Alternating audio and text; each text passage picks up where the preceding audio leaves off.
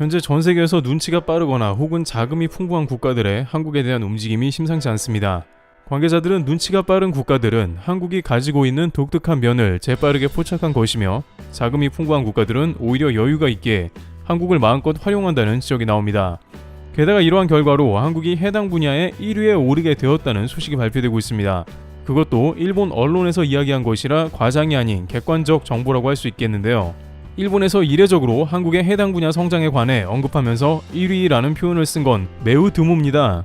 현재 전문가들조차 이상현상이라며 당황하고 있는데, 과연 한국이 왜 1위에 오르게 되었으며 어떠한 나라들이 한국에 그야말로 몰표를 던지는 상황인지 그 이유를 알아보도록 하겠습니다. 우선 이집트는 전 세계 많은 나라들보다 한국과 최근 다양한 협상을 이어가고 있는 상황인데요. 가장 눈에 띄는 최근 행보는 바로 3조 원가량의 한국의 원전을 계약했다는 점입니다. 한국 수력 원자력이 3조 원 규모의 이집트 엘다바 원전 건설 사업을 수주한 것입니다. 대규모 원전 사업 수주는 2009년 아랍에미리트 바라카 원전 이후 14년 만인 것입니다. 한수원은 2017년부터 사업 개발을 했고, 지난 12월 단독 협상 대상자로 선정되었습니다. 그러나 그 사이에 러시아와 우크라이나 전쟁 등 여러 가지 변수가 있어 상황이 불투명해졌지만, 산업통상자원부, 외교부 등과 이집트의 발주 관련 정보를 파악 분석해 수주에 성공한 것입니다. 그런데 관계자들은 이 수주가 그냥 단순한 원전을 수주한 것 이상의 의미가 있다고 평가하고 있는데요. 또한 이집트에서 한국의 원전을 결정한 이유가 한국조차 제대로 인식하지 못한 이유라고 합니다. 우선 지역 전문가들에 따르면 이 수주를 아프리카에서 이뤄냈다는 것이 매우 의미가 크다고 하는데요. 본래 아프리카는 유럽과 역사적으로, 경제적으로 매우 밀접한 관계라는 것인데, 과거 영국과 프랑스가 아프리카 대륙 거의 전체를 식민화하며 엄청난 피해를 끼치기도 했지만, 언어나 문화는 물론이고 경제적인 관계가 남아 지금까지도 큰 영향을 끼치고 있다는 것입니다. 남미의 경우에는 스페인이 식민화한 결과로 아직도 스페인 기업이 다수 자리 잡고 있습니다. 따라서 이번 원전 역시 프랑스를 비롯해 중국까지 경합이 치열할 수 있다는 예상이 나왔으며, 실제 아프리카 최초의 원자력 발전소이자 허브이기도 한 남아공은 프랑스 기술로 발전소를 건설한 바 있습니다. 하지만 이집트가 최초로 한국 원자력 발전소를 도입했다는 것은 아프리카에서도 인정받았다는 것으로, 이제 아프리카의 다양한 국가들이 한국에 관심을 가지고 한국 원전을 도입할 가능성이 높다는 것을 의미합니다. 또한 이번 사업에는 국내 원전 건설 및 기자재 공급사들이 참여할 예정이어서 대규모 원전 일감도 공급될 예정입니다. 그런데 그럼에도 불구하고 왜 이집트가 전통적인 유럽의 프랑스나 다른 국가들을 다 제쳐두고 한국을 선정한 것에 대해 의문인데, 이에 대해 업계에서는 여러 가지 이유가 있다고 말합니다. 우선은 한국의 원전 기술 자체가 이제 현지에서도 매우 높게 평가를 받았다는 것입니다. 이는 굳이 유럽이나 다른 기존 선진국들의 기술과 별반 다를 게 없고, 일정 부분 앞서는 영역도 있고, 또한 한국의 원전은 가격 경쟁력이 있고 운용하는데 비용이 더 적게 든다는 장점이 있는 것입니다. 또한 이집트 원자력 발전 당국에서는 한국을 선택한 이유를 독특하게 발표했는데요.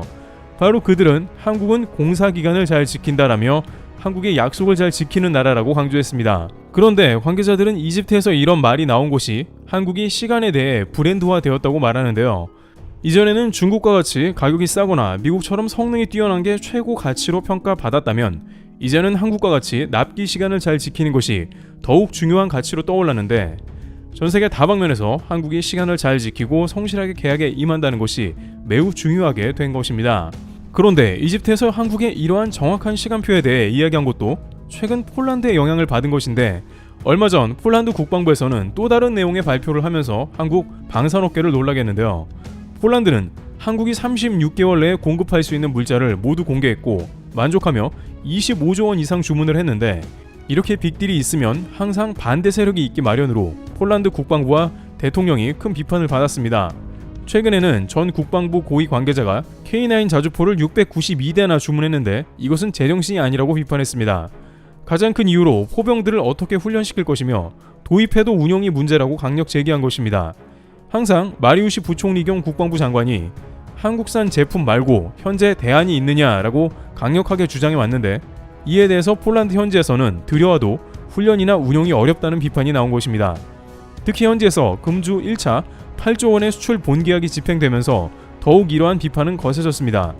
또한 일각에서는 FA50까지 싸잡아 비판하면서 F-16보다 성능이 떨어지는데 돈 낭비라고 폄하하는 등 지속적으로 한국 방산 수입에 대해 부정적인 여론을 조성하는 세력도 생겨난 것입니다.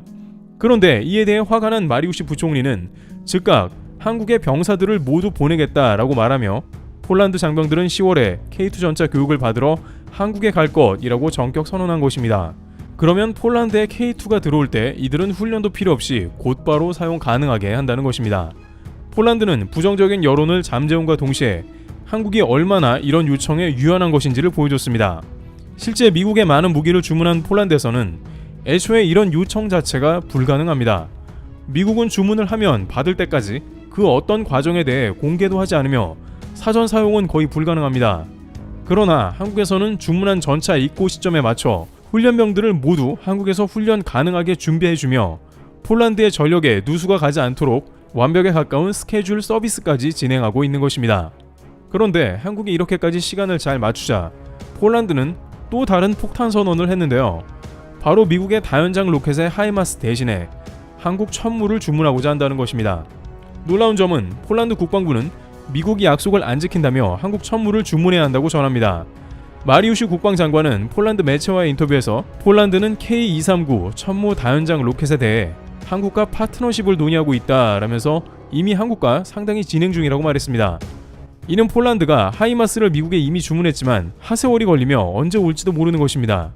이미 폴란드에서는 패트리어트나 다양한 무기를 미국에 주문했다가 거의 못 받거나 연장되고 있습니다. 하지만 하이마스는 주문하지도 않은 우크라이나에 먼저 도착해서 폴란드 당국을 황당하게 했습니다. 물론 우크라이나는 전쟁 중이라 최우선으로 미국이 각종 무기를 투입하면서 운용해야 하는 것이지만 이미 패트리어트나 하이마스는 러시아 침공 수년 전에 주문했기 때문에 속이 터지는 것입니다. 국가의 안보에 있어서는 방산 무기들이 제때 도착하는 것이 최우선이라 인식한 것입니다. 게다가 한국의 천무 같은 경우에는 미국의 기술이 반영되었고 일정 부분 성능이 더 뛰어납니다. 그러다 보니 한국의 주문을 안 할 이유가 없으며 양국 간의 신뢰가 형성되는 것이 당연한 것이죠.